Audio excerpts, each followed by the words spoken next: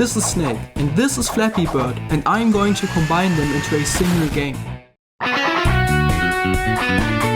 To kick things off, I started working on the character which the player is going to control. For that, I decided to borrow the player character from Snake. After I finished designing the snake, it was time to do some programming to make the snake react to keyboard inputs. And just like that, the snake is ready to...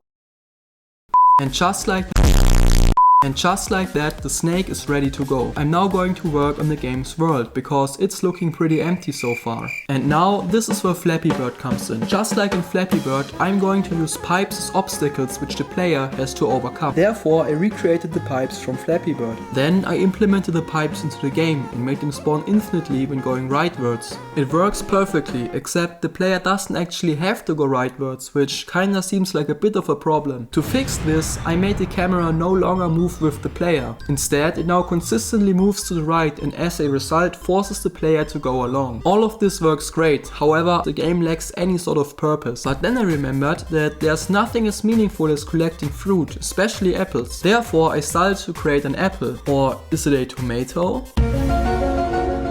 Anyways, I implemented whatever red plant into the game and it now spawns randomly. I also made that the snake always looks towards the nearest fruit or vegetable.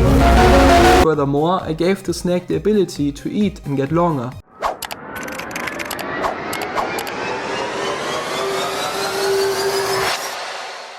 Apparently we are dealing with some sort of vegetarian snake right here, which is good for the environment. Speaking of environments, the game's environment needs some work as well, because it's actually looking kinda grey out here. To change that, I implemented a tiled background, which is inspired by the background from Snake. Next up, it's time to add some sound effects, but I have no idea how to make sound effects or even where to get them from. Sound effects are now in the game, like these ones. Or this one, which were all never used in any other game before. There's just this dying sound effect, which I couldn't find any use case for. The reason for this is that the snake is currently a supernatural creature which can move through pipes. But after some more programming, the snake now dies when moving against a pipe or out of camera. Sorry Snake, it's nothing personal.